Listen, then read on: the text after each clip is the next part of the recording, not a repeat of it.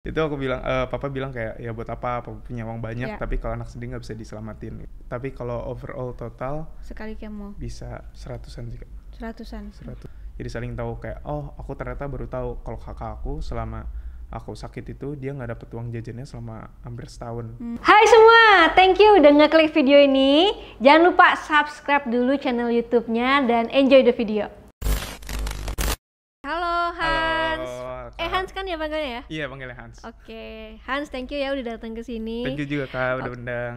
Kemarin di FYP pribadi aku di TikTok tuh juga sempet kena juga nih FYP-nya Hans masuk. yang Carousel? sharing-sharing tentang cancer. Oh yang Tentang cancer yang uang orang tua habis ya. oh iya. Itu. Benar-benar. Ya kan ada kan Iya, kamu iya, iya. sharing tentang itu kan. Iya cerita-cerita tentang itu. Berarti kamu sekarang di TikTok lebih banyak sharing-sharing tentang cancer dan juga sama pacar kamu juga ya kalau nggak salah sekarang ya. Iya, sekarang tuh lebih ke relationship, terus lebih ke waktu itu cancer, terus family, lebih ke Oke. arah situ sih. Tapi secara scriptwriter menurut aku kamu juga bagus loh menyampaikannya. Oh ya, Iya. dibantuin sih. Oh, dibantuin. Dibantuin juga dikit. Oh, dibantuin.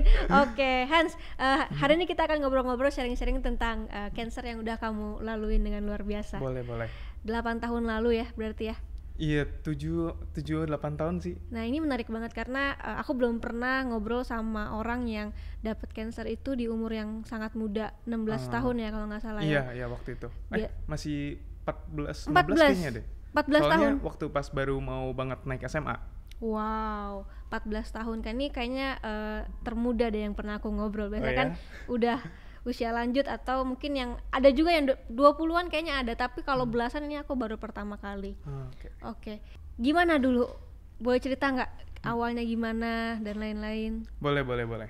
Jadi sebenarnya ini jadi ceritanya agak panjang. Nggak apa-apa, ya. nggak apa-apa. Kan ini sharing juga, ternyata bisa juga loh maksudnya kena siapapun kan. Waktu itu awal-awal tuh kan aku waktu pas masih SD nih kak. Waktu SD tuh aku emang bisa dibilang overweight. Oke. Jadi tuh aku emang agak sedikit insecure sama badan aku. Jadi pada saat itu tuh aku coba olahraga. Dan olahraga terus pola makan juga mulai berantakan. Karena kan gimana caranya supaya yang penting aku bisa turun aja berat badannya Iya. nih. Terus udah gitu sering jalannya waktu dari SD sampai ke SMP. SMP kelas 1 itu masih standar tuh, turunnya masih normal. Waktu pas masuk ke SMP kelas 2 mau naik ke 3, itu berat badannya udah mulai jauh banget, drastis. Tapi mungkin orang tua juga mikirnya, oh karena memang aku olahraganya aktif, dan kayak bisa seminggu tuh full, paling istirahatnya sekali 2 kali. Olahraganya apa waktu itu? Waktu itu aku masuk tim basket juga. Jadi tim basket itu aku latihan yang untuk sekolah sendiri di hari Jumat. Terus kalau yang untuk klub sendiri itu seminggu bisa 2 kali. Terus ditambah lagi waktu itu aku karena pengen ngurusin jadi minta pengen nge-gym ke orang tua. Jadi pas gym itu tuh tapi nggak angkat beban. Jadi cuman full cardio aja dan pakai PT. Oh, jadi full cardio lah ya, memang buat menguruskan lah ya. Iya, Tapi untuk tadi kamu turunin. bilang pola makannya jadi nggak bener, itu kenapa? Harusnya kan udah olahraga pola makannya juga harus bener juga. Nah itu tuh aku karena ini mungkin ya kak, kan pada saat itu sibuk orang tua tuh dua-duanya kerja. Terus aku di rumah ya sendiri gitu. Jadi kalau aku makan ya kalau benar-benar lapar banget baru makan. Terus banyak fast food. Jadi kayak banyak pesan-pesan. Berarti kamu keseringan nahan makan. Mungkin juga dan jadi udah kebiasa gitu loh kak. Jadi kamu nahan makan karena kamu nggak pengen gendut lagi atau gimana? Itu satu. Yang terus? kedua aku juga jadi mager aja gitu. Oh. Mager pesan. Oke. Kayak gitu. Terus akhirnya waktu pas sebenarnya dari pas kelas 2 SMP itu aku udah ngerasa ada yang aneh. Kenapa ini kayak aku cepet banget pengen ke toilet. Terus kadang tuh kalau malam kayak suka ketahan gitu, kayak ketekan gitu loh perut bagian bawahnya. Terus aku pikir kayak ya udahlah biasa aja. Mungkin kayak aku lagi kecapean aja. Terus sampai di SMP kelas 3 terus itu mulai kan turunnya drastis. Drastisnya tuh kayak gimana kalau digambarin? Aku ada fotonya. Itu benar-benar aku kurus banget sampai kelihatan tulangnya gitu loh, Kak. Dari berapa ke berapa bisa nggak? Itu dulu tuh aku overweight di 80 kilo. 80 kilo itu sampai di 50-an. Wow. Sampai 50 kiloan. Dalam waktu berapa bulan tuh? 80 ke 30. 80 ke 50 30 kilo. Ke 50 itu Tiba-tiba. mungkin jaraknya dari itu ya 3 2 tahun bulan, itu. 3 tahun. Iya, sorry 2 tahun dari kelas 2 kelas 2 itu udah mulai turun, kelas 3 puncaknya. Yang Jadi- baru-baru sadar kaget kayak, oh gila beratnya turunnya jauh banget Oke, gitu. oke. Dan itu sering ngerasain sakit di perut itu? Perut bagian kiri aku Itu kan. udah sering ngerasain sakit berarti? Iya, kayak ketekan-tekan gitu. Oke. Nah, pada saat itu baru tuh aku sadarnya itu pas lagi hari ulang tahun papa. Mm-mm. Aku kan siap-siap diajak makan, pergi keluar, aku mandi. Pas mandi itu kan aku udah mulai kurus banget tuh. Aku mulai kaget gitu kayak ini kenapa perutnya ada benjolan gini. Awalnya aku nggak mau ngomong kan karena takut jadi party pooper gitu. Iya, iya. Jadi party pooper karena mau pergi makan-makan, mau happy-happy, malah ngasih kabar buruk gitu. Tapi pas udah beres makan baru aku ngomong, Jadi pas kurus itu baru kelihatan. tinggal tulang tuh ya kelihatannya. Mungkin ya. Jadi benjolannya agak kelihatan. Iya. Tadi kamu bilang yang kiri itu lebih besar dari yang kanan. Iya, lebih maju gitu loh, kayak miring jadi perutnya. Jadi begini. Iya, Oke. perutnya kayak miring gitu. Oke, terus akhirnya kamu ngomong sama orang tua saat itu. Kenapa aku saat pengen. itu akhirnya kamu memutuskan untuk ngomong sama orang tua? Kan mungkin banyak teman-teman juga ya yang ngerasa kok udah ada benjolan tapi nggak berani ngomong juga. Paling udahlah nggak bakal kenapa-napa. Kenapa saat itu kamu memberanikan diri untuk ngomong sama keluarga? Karena mungkin udah cukup merasa terganggu kali ya kak. Aku juga kan udah mendem itu udah lama, kayak mulai keganggu di perutnya, kayak nahan pipis, terus waktu pipis juga keluarnya dikit, terus kayak aduh ini kayaknya ada something wrong. Jadi makanya aku coba berani ngomong ke orang tua kayak untuk cari solusi Jalan yang keluar. paling jalan keluarnya gitu. Oke, setelah itu apa tanggapan orang tua dan nextnya kalian ngelakuin apa? Awalnya ya orang tua juga tenang karena mikirnya oke, kita bawa ke dokter aja, kita cek dulu. Awalnya kan ke dokter umum, datang ke dokter umum, terus dia cek, terus ditekan kan, kayak sakit nggak, lumayan ketekan gitu. Terus akhirnya dia ngasih tahu kayaknya ini gejala-gejala hernia, karena kan ditanya aktivitas aku kayak gimana. Gue jelasin aktivitasnya ya banyak olahraga, makanya jadi dia kayaknya diagnosanya awalnya hernia. Karena siapa tahu karena olahraga jadi turun bro gitu. Bener. Terus akhirnya ya udah coba dirujuk aja ke dokter internis. Karena kan hernia juga termasuk internis mungkin ya. Terus akhirnya kita berangkat ke dokter internis. Terus katanya ini juga ada kemungkinan hernia, tapi saya nggak tahu pasti karena kan kita lihatnya dari bagian luar. Jadi kayaknya kita perlu USG deh. Terus akhirnya kita pergi ke USG. Terus saat itu USG itu sebenarnya agak malu juga sih karena ibu-ibu hamil semua tiba-tiba anak kecil laki-laki kurus datang. USG. Iya, USG lagi kan. Terus udah gitu akhirnya coba USG. Terus sama dokter USG-nya dilihat, oh ini bukan hernia nih. Tapi ada something sel abnormal mungkin ya, dia bilang. Ini kayaknya perlu dicek nih lebih lanjut. Nih hasilnya dibawa aja ke dokter internis. Terus akhirnya berangkat tuh, balik lagi ke dokter internis yang awal. Terus dikasihin hasilnya. Dokter internisnya jelasin, oh ini kayaknya ada sel abnormal. Kayaknya kita perlu dilakuin biopsi. Kalau di biopsi itu ya operasi kecil gitu kak. Itu untuk dicek kira-kira ini tuh ya apa gitu ini isinya. Terus oke, akhirnya orang tua minta diskusi dulu. Terus akhirnya kita pulang. Waktu kita pulang akhirnya kita diskusi kayak ini baiknya gimana. Terus sempat nyari-nyari rujukan karena kan udah takut nih ini takut ada sel abnormal. Orang tua udah pikirannya oh ini kayaknya tumor atau apa. Terus akhirnya sempat konsul juga ke beberapa teman-temannya mama. Terus akhirnya diputusin kayaknya mending coba keluar deh. Karena kalau di luar, kalau udah diacak-acak dia nggak mau nanganin. Oh jadi ini kamu kondisinya belum dibiopsi ya? Belum diapa-apain. Belum diapa-apain ya? Belum Cuman diapa-apain. kayaknya mungkin ada sesuatu gitu ya. Dan kamu dan keluarga memutuskan untuk keluar. Iya, kayaknya ini mending ditanganin di luar deh. Karena supaya, karena orang tua juga mungkin mikirnya nggak yang aneh-aneh, mungkin cukup dioperasi selesai kali ya. Jadi ayo udah cari yang bagus gitu. Taunya begitu dibawa cari yang bagus malah cancer. Jadi double. Jadi kamu kemana saat itu? Pada saat itu tuh awalnya ada beberapa pilihan kan. Aku tuh dirujuknya yang ke India, terus ke Malaysia, sama yang Singapura. Kalau India itu karena benar-benar bahasanya gak bisa. Susah. Ya terus udah gitu makanannya juga gak terlalu bisa. Akhirnya milih ke Malaysia awalnya. Awalnya tuh benar-benar pengennya ke Singapura kak, cuman susah masuknya ke Singapura pada saat itu. Terus akhirnya juga apply di Malaysia udah oke. Tinggal waktu pas sudah mau berangkat 3 hari sebelum berangkat itu, papa sama mama tiba-tiba kepikiran, kayaknya mending kita coba lagi deh sekali lagi ke Malaysia, ke Singapura. Kita coba apply. Waktu apply, taunya di email balik. Kita kasih semua berkas-berkas yang dapat dari Indo, kayak hasil USG, semua berkas dari dokternya kita Rujukan kirimin. segala ya. Iya, kita kirimin, taunya di-apply sama Singapura. Jadi waktu pas H-3 sebelum berangkat Malaysia, langsung ganti Ke Singapura. ke Singapura. Terus waktu dibawa ke sana, dicek kan. Akhirnya mutusin untuk biopsi juga, dokter sana, oke, di biopsi di sana. Jadi pas awal di sana itu bisa 2 minggu kalau nggak salah di Singapura. Karena itu ya stay bolak-balik terus ke rumah sakit kan. Yeah. Terus pas itu kesana juga sebenarnya awalnya berempat.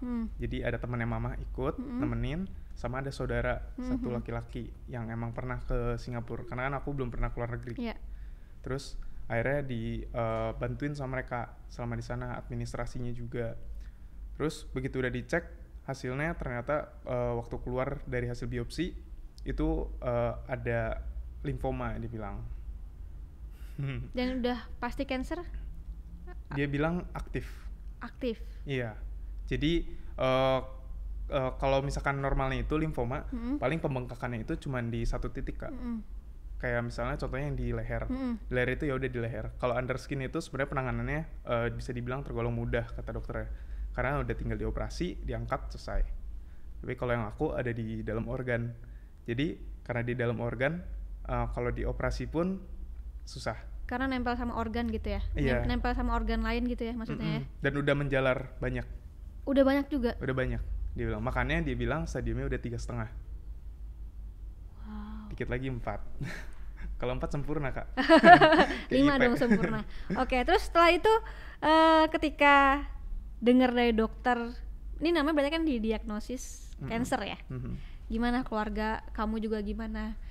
Apa cari second opinion? Kayak kan biasa kan kayak gitu kan, kalau kita mungkin didiagnosa satu, kita biasa cari second opinion. Apa yang kalian lakukan saat itu? Enggak sih, kita udah lebih ke oke, keputusan dokter seperti ini, kita hargai keputusan dokter juga karena kan mereka mungkin lebih ngerti daripada kita. Ya awalnya sih hancur sih kalau emosionalnya ya, kayak kaget gitu. Kok bisa gitu. Dan ini yang pasti itu kan kamu masih muda banget ya, kayaknya itu tuh nggak ada di otak bahkan bakal kena cancer gitu kan. Iya, paling mikirnya kayak hernia, kayaknya masuk akal deh kalau misalkan terlalu banyak olahraga. Tapi kalau sampai ke cancer nggak masuk di perhitungan gitu kan. Iya, nggak masuk nalar gitu loh. Kayak ini kenapa paham gitu, kok sih, bisa. Paham sih. Terus akhirnya dokternya bilang ini lebih baik ditanganin secepat mungkin. Jadi di situ aku nggak sempet balik tuh. Waktu udah keluar hasil aku nggak sempet balik. Terus kita langsung diskusiin, telepon sama papa juga, sama kakak yang di Bandung. Terus akhirnya kata papa, ya udah kemoterapi aja. Awalnya tuh dokter ngasih pilihan. Ini sebenarnya saya saraninnya untuk kemoterapi. Terus aku karena nggak mau kan kemoterapi, karena aku tahu efek sampingnya seperti apa. Jadi aku coba tanya ke dokternya, kira-kira ada alternatif lain nggak? Dokternya bilang bisa sebenarnya dioperasi, cuman saya nggak saranin karena kalau operasi bakal bisa balik lagi, karena kan nggak tahu gitu. Jadi karena kan udah nyebar nih, Kak. Mungkin yang besar-besarnya kelihatan bisa diambil, tapi yang bibit-bibitnya kan kita dokter mungkin ada yang nggak bisa dilihat, jadi kalau ketinggalan nyebar lagi gitu. Kata dia jadi sakitnya bisa 2 kali, jadi lebih baik di kemoterapi sekali sakitnya tapi selesai semua. Oh, jadi ternyata bisa juga ya di kemoterapi aja gitu ya berarti ya? Jadi, nah dokter tuh nyaranin kenapa harus kemoterapi karena dia waktu pas biopsi aku, harusnya kan biopsi paling kecil. Nah ini tuh dia bilang, dia minta maaf ke aku waktu pas aku udah sadar. Dia, karena aku kaget kenapa besar gitu. Dia bilang minta maaf karena emang kesusahan untuk ngambilnya, karena di dalam gitu. Makanya dia nggak anjurin untuk operasi, karena kalau operasi besar pasti. Iya. Gitu. Dan di sana kalau aku tadi dengar dari TikTok kamu, kalau di luar negeri atau di Singapura ya kayaknya udah biasa ya untuk penyakit cancer itu ya. Iya. Nah, kan kakak tadi bilang kakak baru tahu kalau misalkan cancer itu kena di umuran aku itu udah muda kan. Iya. Waktu di sana tuh aku lebih kaget lagi karena ada yang baru lahir aja itu udah punya cancer, Kak. Oh iya? Iya. Dan waktu itu aku di situ sempat ngobrol-ngobrol kan sama orang tuanya juga. Mama sih yang lebih banyak ngobrol-ngobrol. Ternyata orang Indo juga. Dan itu masih muda, baru lahir? Masih balita, Kak. Wow. Masih kecil, benar-benar masih kecil dan kayak masih lari-lari. Tapi emang udah rambutnya udah hair loss. Terus di sininya dipasang ini, Kak, kayak jadi kan kalau kemoterapi itu Iya, bakal iya. sering diinfuse. Mm-mm. Untuk mengganti infus itu jadi dibolongin Iya, iya, iya. kayak gitu. Oh iya, benar-benar. Kayak ini ya, siapa anaknya Denalya juga kalau nggak salah ya. Itu juga masih kecil kan Iya, ya? masih Iya, kecil, Kak. benar-benar. Jadi benar-benar gak kenal umur sih yang namanya cancer. Nah, ini juga penting ya. Oke. Nah, setelah itu akhirnya di kemoterapi 8 kali ya? Awalnya Harusnya. didiagnosa ya 8 kali. Terus waktu itu udah posisinya udah selesai ujian nasional, udah mau masuk ke SMA. Nah, waktu SMA itu aku waktu itu agak nyesel juga karena milihnya SMA yang berbeda sama sekolahku dulu. Sekolah SMP. Dari beda sekolah. Terus karena udah masuk ya udah mau gimana lagi gitu.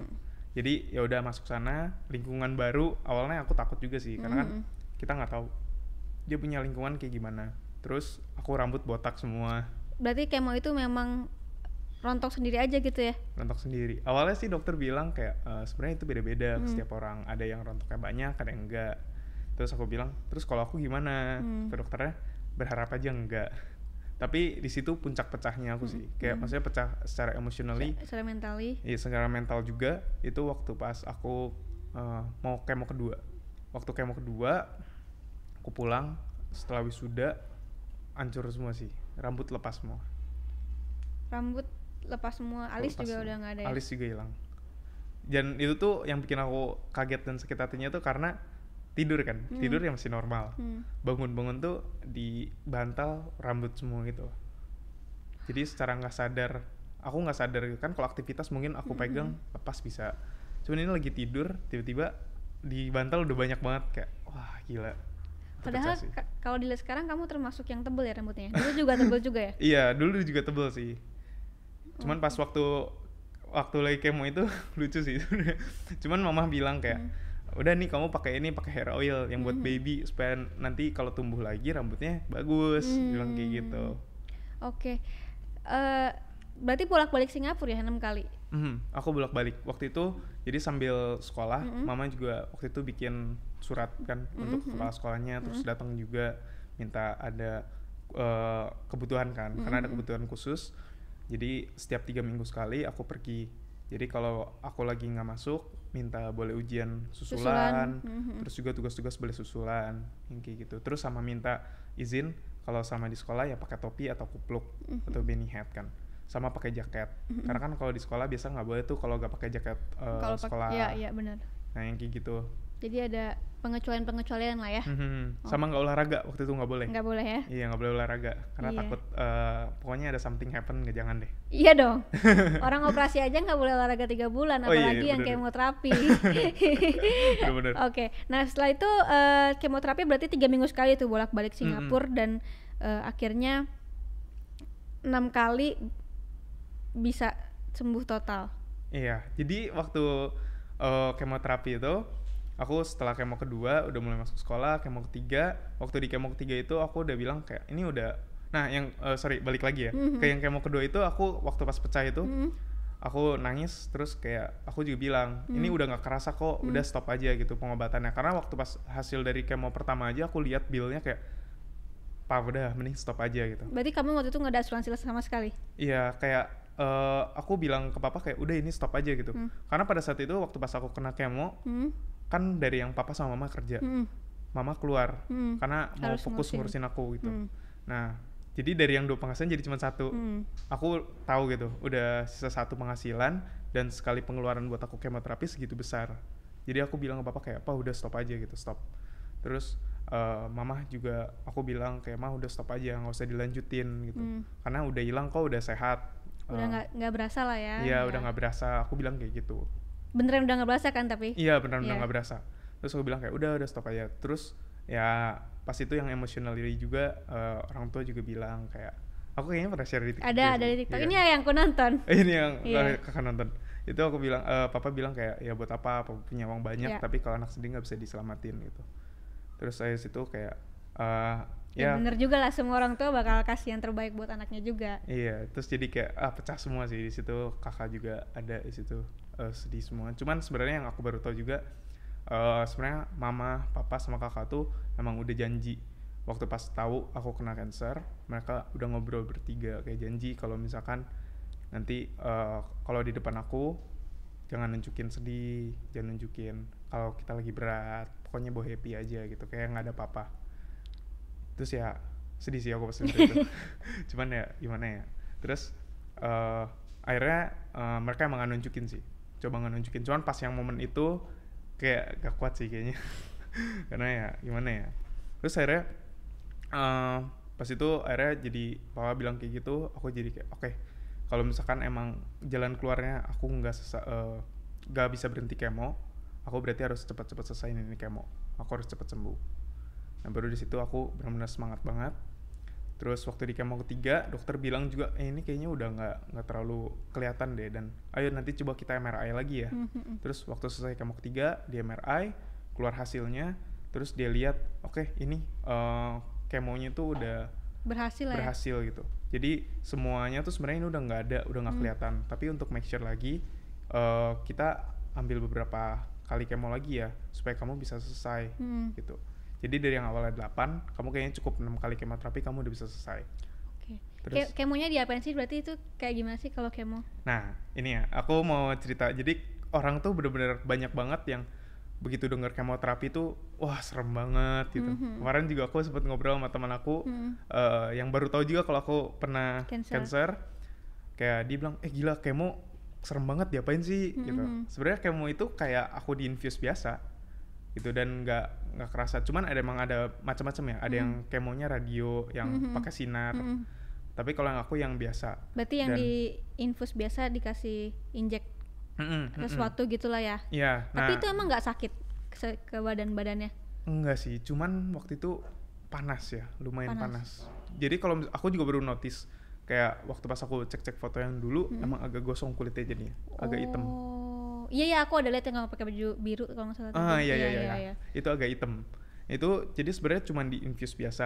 Cuman memang awalnya juga dokter ngasih tahu udah yang dibolongin aja, ditanam. Akunya nggak mau. Jadi minta di infuse biasa. Karena kalau di infuse biasa harus banyak banget kak. Aku bisa satu tangan 2. Iya. 2 infuse. Yang kanan juga ada 1, jadi 3 total. Itu berapa lama sekali kemo? Itu aku 2 hari. 2 hari masuk rumah sakit gitu berarti? Iya di rumah sakitnya 2 hari 1 malam. Jadi hari pertama aku datang tes darah, terus ngecek dulu aku kondisinya lagi prima atau enggak. Kalau sakit nggak boleh kan. Terus akhirnya kalau udah keluar hasilnya aku dibawa ke ruangan, masuk infuse. Udah di infuse gak lama aku disuntik di sumsum tulang belakang. Itu sumsum tulang belakang untuk ngelindungin kepalaku, isi kepalanya. Nah begitu udah sadar itu posisinya bangun-bangun pokoknya udah kepalanya di bagian bawah. Jadi ditidurin gini kak, kasurnya tuh lebih miring di bagian kepala, jadi lebih turun di kepala. Jadi supaya si obatnya ngalir ke sana. Begitu selesai malamnya udah mulai bisa masuk yang infuse.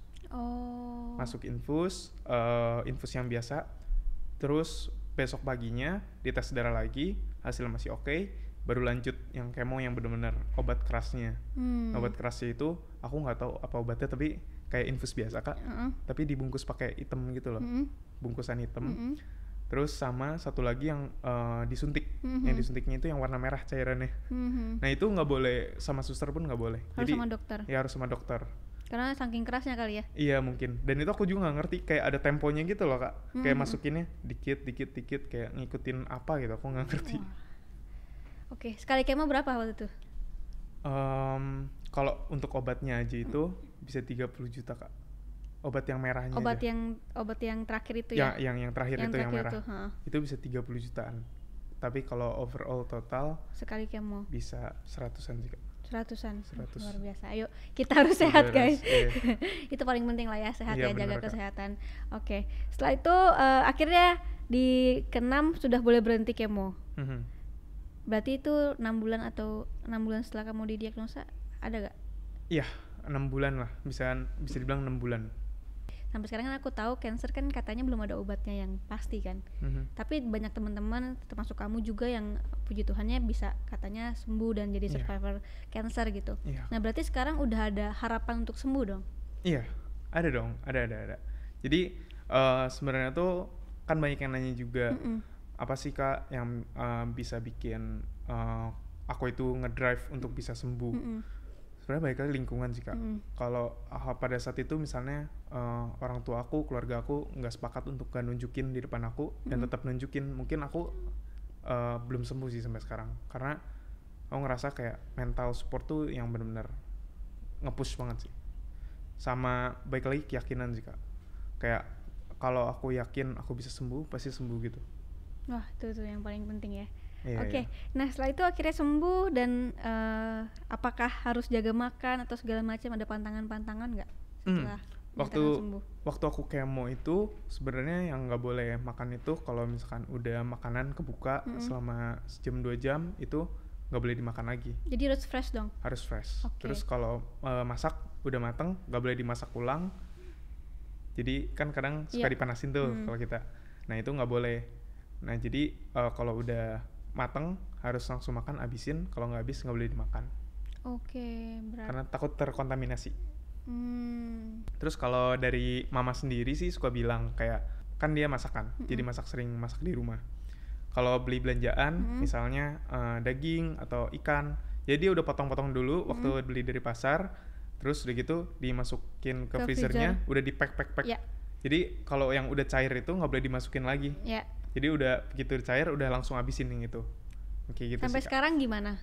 Jadi tetap lanjut sih kalau Makannya juga kayak gitu juga. iya makan, cuman kalau sekarang mungkin makan masih bisa lah makan yang dipanasin, karena itu kan nggak boleh karena takut terkontaminasi Kak. Karena kalau orang kemoterapi imun tubuhnya 0.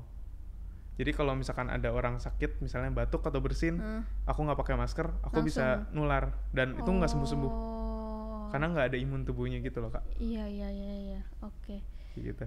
Oke, setelah akhirnya sembuh sampai sekarang, apa yang bikin kamu tuh sampai sekarang masih bersyukur, masih berapa tahun berarti? 7 tahun lalu. Selama 7 tahun ini pasti kan bersyukur banget ya melewati itu semua. Gimana? Lebih keluarga sih Kak. Keluarga aku benar-benar bersyukur. Mungkin kalau misalkan aku balik lagi ke masa yang dulu, aku jadi ngerti gitu kenapa keluarga aku mungkin yang harus ngelewatin musibah kayak gini. Terus kayak meskipun lewat aku ya Kak, lewat aku yang kena cancer. Kalau misalkan mungkin dulu aku nggak kena cancer, mungkin keluarga nggak akan sangat sekarang sih. Karena pada saat itu aku akuin kayak papa sibuk kerja, terus mama juga sibuk kerja. Terus di rumah aku ya pulangnya sendiri, kakak aku pulang sendiri dan jarang ngobrol gitu. Dan biasa punya kebiasaan yang selalu makan bareng kalau setiap pulang, itu udah nggak pernah ada lagi gitu dulu. Jadi ya udah makan masing-masing gitu, pulang udah makan, ya udah tinggal tidur aja dan nggak pernah komunikasi gitu loh Kak. Terus sejak aku sakit, akhirnya kayak mulai kita sering untuk makan bareng setiap pulang. Terus mama juga kan udah nggak kerja, jadi dia bisa siapin, terus jadi bisa lebih banyak komunikasi di keluarga. Dan dari situ juga banyak kejadian sih Kak, yang jadi akhirnya kita semakin dekat. Kayak dulu sebenarnya ada sih, aku pernah konflik juga sama kakak aku. Nah yang dari situ, padahal aku juga lagi kemo kan. Nah terus dari aku konflik sama kakak aku, akhirnya kita ribut. Terus dari situ kita jadi tahu gitu, kita jadi saling tahu. Karena akhirnya kan kita ngumpul bareng, kita cerita. Jadi saling tahu kayak, oh aku ternyata baru tahu kalau kakak aku selama aku sakit itu dia nggak dapet uang jajannya selama hampir setahun. Terus sedih juga ya. Lumayan sih Kak. Terus udah gitu kan dia juga udah mau dia ngerantau juga kan, sekolah di sini juga. Sama di sini tuh dia nggak dapet uang jajan. Jadi ya dia pure benar-benar berpegang sama tabungan dia. Terus udah gitu gak lama nih setelah aku sembuh setahun 2 tahun tuh aku ini aku belum pernah cerita nih kemana-mana. Papa aku juga pernah sakit. Nah itu papa aku tuh sakit ada sel abnormal juga, tapi di dekat apa ya, dekat Empedu kayaknya. 2 tahun setelah kamu sakit? Iya, 2 tahun setelah aku sakit. Akhirnya itu dibawa juga ke Singapura waktu itu. Sama juga. Meskipun udah banyak utang Kak. Kayak oke ya udahlah kita jalanin gitu. Karena emang waktu itu udah sampai dibawa ke Indo pun kayak dirujuknya untuk operasi terus. Tapi begitu waktu dibawa ke sana, dokternya nggak minta operasi, cuma dikasih obat aja, obat minum. Terus selama setahun check up lagi ke sana, udah hilang. Oh ya? Iya hilang. Katanya itu kemungkinan dari stres. Oh. Banyak kemungkinan dari stres, karena kalau papa aku kan tipikal orang yang pemikir ya, Iya. Kak. Kepala Jadi keluarga biasanya seperti itu sih. iya, dia banyak stres, dan itu udah aku sakit tuh, tagihan banyak, terus papa aku sakit, nambah tagihan baru, nggak lama COVID. Tapi kan jadi hangat sekarang kan. Iya, Kak. Iya sih, cuman ya maksud aku pasti dibalik semua musibah ada Iya, hikmahnya. benar. Jadi kayak kalau aku yakin ya Tuhan nggak akan mungkin kasih cobaan lebih dari kemampuan umatnya lah. Ya kenapa kasih keluarga kamu? Karena keluarga kamu yang kuat. Mungkin ya, Kak. Yeah. Oke, terus akhirnya sekarang nih sharing-sharing di TikTok katanya juga disuruh sama pacar, ini sama keluarga. Iya. Jadi sebenarnya aku tuh awalnya emang begitu sakit, kayak aku tuh banyak bertanya-tanya. Begitu aku sembuh ya, Kak. Kayak kenapa malah aku yang dikasih kesempatan kedua gitu. Ya padahal aku hidup nggak benar-benar amat gitu. Terus kayak aku mempertanyakan sebenarnya tujuan hidup aku tuh apa gitu di kehidupan kedua ini. Terus Kedua ya, benar juga ya. iya, kehidupan kedua ini. Soalnya yang pertama katanya kemonya udah hampir mau meninggal. Iya, itu waktu di kemo pertama tuh, Kak. Jadi aku juga bingung ya, karena kalau yang diingatan aku tuh nggak ada, Kak. Aku nggak ngerasain itu. Cuman mama tuh cerita waktu pas aku udah sembuh, dan papa sama kakak juga cerita. Karena pas waktu kemo pertama, aku bingung karena kan nggak ada ini ya, Kak, nggak harusnya nggak ada efek samping dari obat bius. Kalau obat bius mungkin ada, mungkin ya, ngomong ngelantur. Aku udah di obat bius, terus kan aku disuntik sumsum tulang belakang, terus aku udah sadar, udah normal tuh, Kak. Terus gak lama tuh aku menggigil kedinginan. Kayak aku bingung kalau misalkan, kalau aku pikir-pikir sekarang, kalau misalkan karena obat bius harusnya udah lewat sih. Karena itu waktu udah selesai malam-malam, udah subuh gitu, aku kedinginan, menggigil. Terus kayak mama juga udah telepon. Di situ posisinya saudara aku udah pulang, sama teman mama udah pulang. Jadi aku benar-benar cuma duaan dong sama mama di situ. Oke, Terus di situ aku menggigil kedinginan, mama bantu ambilin selimut. Terus sampai 7 selimut kayaknya ada. Terus masih tetap nggak ini. Waktu itu kalau nggak salah posisinya hari Minggu ya, Kak. Jadi Seninnya aku baru dokternya ada kan, dokter yang nanganin aku untuk di kemoterapi yang pakai obat yang keras. Nah itu hari Minggu itu. Terus karena mungkin adanya dokter biasa ya, kayak nggak terlalu berani nanganin, mungkin pada saat itu aku menggigil. Terus akhirnya aku berhenti, dari menggigil hebat berhenti. Terus mama kaget kan. Mama itu udah sambil telepon sama kakak sama papa, udah berhenti. Tiba-tiba aku bilang, katanya aku bilang kayak aku ngelihat kakek, aku ngelihat nenek, terus ngelihat saudara-saudara yang lain, tapi udah nggak ada semua. Udah meninggal semua. Iya, itu yang semua aku sebutin udah nggak ada. Dan ada yang katanya aku belum pernah lihat, Bun. Nenek yang dari papa, aku kan belum pernah lihat, udah meninggal sebelum aku lahir. Katanya aku nyebutin ada di situ. Padahal aku nggak tahu loh, Kak, yang mana mukanya. Jadi, tapi kamu sama sekali nggak inget tuh? Aku nggak inget. Yang aku inget itu begitu aku menggigil hebat, udah aja. Aku inget aku bangun-bangun, aku lagi diambil darah. Tapi kamu inget menggigilnya? Menggigilnya aku inget. Tapi begitu udah menggigil, ngomong-ngomongnya kamu sama sekali nggak inget? Aku nggak inget. Pokoknya abis menggigil, aku tiba-tiba yang aku inget tuh yang aku lagi diambil darah pagi-pagi. Jadi kayak lost satu piece. Lost sih itu sih. Mungkin lost ya, satu piece itu dikit. Ya, karena banyak juga loh yang maksudnya lihat, kan katanya ada tanda-tanda kalau misalnya kita panggil-panggil orang kayak gitu kan lagi dijemput kan, atau nggak lama lagi meninggal kan. Iya, makanya aku itu awalnya aku pikir kan kayak biasa aja, cuman belakangan ini ada orang tuanya temen aku yang meninggal juga, dan sering ngelantur ngomong kayak gitu. Emang gitu? Aku baru kayak, waduh berarti dulu beneran nih. Bener. Aku kayak kaget juga sih. Tapi aku nggak inget. Sama sekali nggak inget. Sama sekali nggak inget. Yang aku inget cuman pagi-pagi aku lagi diambil darah. Ya. Gitu. Berarti memang kamu ini kehidupan kedua. Dikasih kehidupan kedua. Oke, terakhir deh buat Hans, apa yang pengen kamu sampaikan sama teman-teman, dan mungkin teman-teman pejuang cancer yang lagi berjuang, spesifik ya buat teman-teman cancer yang lagi berjuang untuk sembuh. Buat teman-teman cancer yang lagi berjuang, sebenarnya aku juga pesan juga buat lingkungannya untuk tetap support, karena balik lagi mental ya sama keyakinan.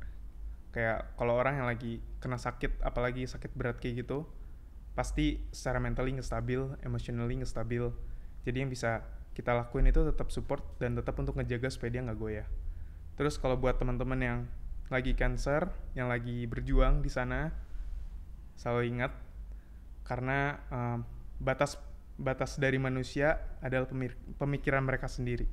Jadi kalau misalkan pemikiran kalian berpikir kayaknya batas gue cuma sampai sini, itu yang akan terjadi. Tapi kalau yang kalian pikirkan gue bisa sembuh, gue bisa ngelewatin ini semua, dan itu juga yang akan terjadi. Jadi batas kemampuan manusia adalah pikiran mereka sendiri. Oke, thank you banget ya udah hadir di sini, udah sharing-sharing. Sukses juga, selalu, sukses cepat juga. lulus. Amin. Cepat apalagi balik ke Bandung. Salam buat orang tua, salam buat kakak juga ya. Ya, makasih banyak Kak. Thank you.